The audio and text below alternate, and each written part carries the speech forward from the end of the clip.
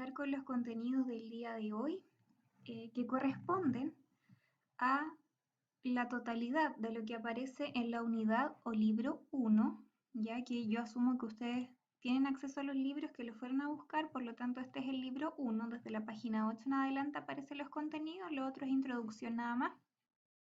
Y también vamos a trabajar con algunos contenidos que aparecen en la unidad 5, ¿ya? Por lo tanto necesitamos el libro 1 y el libro 5. Pueden guiarse por esta guía de resumen que yo confeccioné, que tiene como en orden lo que vamos a ir haciendo durante la clase, o pueden trabajar con los libros, ¿ya? Como se les haga más cómodos a ustedes. Vamos a partir entonces, recién nosotros vimos, ¿cierto?, los tipos de texto. Dijimos que habían textos literarios que eran ficticios, inventados por un autor. El año pasado, ¿se acuerdan que vimos los mundos literarios y vimos que era todo fantasía? Y tenemos ahora que vamos a trabajar fuertemente con los textos no literarios. El año pasado igual trabajamos con los textos expositivos de forma masiva y única. Y ahora vamos a trabajar con los textos argumentativos, ¿ya? Entonces necesitamos saber más del texto argumentativo, dice. Recordar que es lo mismo que aparece en la guía resumen. Entonces nos vamos con el texto argumentativo. Dice, el propósito de la guía es que el estudiante reconozca diversos tipos de texto de carácter argumentativo, se familiarice con sus propósitos, sus características y estructura, y pueda aplicar sus conocimientos, ya sea en conversaciones, en las lecturas o la escritura. Esto se realizará a través de la lectura y análisis de algunos textos que hacen uso del discurso argumentativo. En múltiples oportunidades nos hemos encontrado en situaciones en que debemos hacer uso de un conjunto de argumentos para convencer o persuadir a otras personas sobre algo que tiene mucha validez para nosotros y que creemos que es importante que los otros lo consideren como propio o que simpaticen con ello. Por ejemplo, en el hogar, con los hermanos y hermanas, con nuestros padres o nuestros hijos, en cuanto a cómo organizar la vida familiar, o cuando tomamos decisiones con algunos amigos y amigas o en situaciones de carácter sentimental para convencer a la otra persona sobre la sinceridad de nuestros sentimientos, o en una entrevista con la jefa o el jefe para solicitar un ascenso o un aumento de sueldo, entre otras circunstancias. Nosotros argumentamos todos los días, a cada rato, solo que no nos percatamos de ello. ¿Y para qué argumentamos? Para convencer o persuadir al otro, para hacerles entender que nosotros tenemos la razón o que hagan lo que nosotros queremos que hagan, etc. Continuamos, dice, en cada una de estas situaciones estamos haciendo uso de lo que se denomina un discurso argumentativo. Se utiliza en el ámbito público, en los debates parlamentarios, en programas radiales o televisivos en que se plantean temas polémicos sostenidos por personas que tienen posiciones diferentes o definitivamente contrarias. Esta dimensión argumentativa es muy propia y común entre los seres humanos, ya que tiene que ver con la necesidad básica de interacción y construcción conjunta. Tenemos este recuadro aquí al costado que dice recuerde, y que por supuesto también lo tenemos acá abajo en nuestra guía de resumen, que dice, el texto argumentativo es aquel que tiene como propósito convencer o persuadir al interlocutor.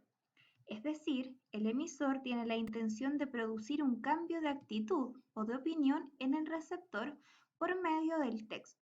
¿Cierto? Yo no argumento porque a mí me guste hablar solamente. Hay casos, ¿cierto? Pero la mayoría de las veces cuando yo alego y discuto algo es porque yo quiero convencer al otro o persuadirlo. Es importante porque a través de este es posible inducir, modificar, refutar o estabilizar creencias o ideas a los destinatarios. ¿Qué quiere decir esto? Yo con la argumentación puedo inducir, por ejemplo, a que una persona vote por un determinado candidato, modificar una creencia, convencerlo de que está equivocado de alguna situación en específico, refutarle, discutirle porque quiero hacer que abra los ojos, se podría decir, o estabilizar una creencia, que es cuando una persona duda porque otros les dan otro tipo de argumentos, entonces ahí usted viene con los suyos y estabiliza la creencia que está puesta en duda, ¿ya? Dice, la finalidad de convencer o persuadir va a manifestarse de acuerdo al tipo de recurso que se utilice para cumplir su objetivo. Ya, lo vamos a explicar al tiro. Dice, si una persona desea convencer a otra, el texto se constituirá mayormente de argumentos de carácter lógico y reflexivo, apelando a la razón. Aquí uno entra en razón, como lo llaman por ahí.